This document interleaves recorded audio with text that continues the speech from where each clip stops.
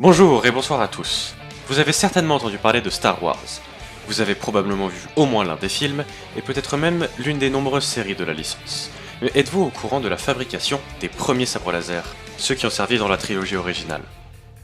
Les sabres laser que nous pouvons voir dans cette dernière sont en réalité extrêmement fragiles, puisqu'ils sont littéralement bricolés pour leur poignée d'un flash d'un appareil photo et de pièces détachées.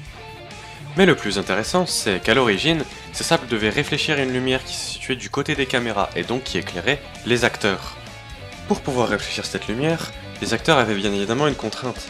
Ils devaient essayer de garder un certain angle pour que la lame du sabre, à l'origine triangulaire et recouverte du même matériau que celui des panneaux de signalisation, puisse réfléchir correctement la lumière vers les caméras. C'est d'ailleurs à cause de ce processus que les premiers duels sont assez mous et peu dynamiques. Une fois les scènes tournées, ils se rendirent compte que cette réflexion n'était pas assez intense, et donc les réalisateurs ont opté pour un effet spécial en post-prod.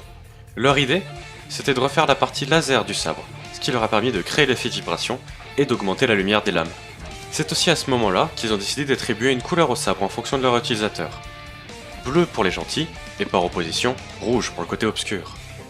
Ensuite, les différents scénaristes créeront plus de lore avec d'autres couleurs, comme le jaune, le blanc, le noir des Darksaber des Mandaloriens, ou le fameux violet, que Samuel L. Jackson, aka Mace Windu, a demandé à George Lucas, dans le but de se démarquer dans une scène comptant beaucoup de Jedi, la fameuse scène de la bataille de Geonosis.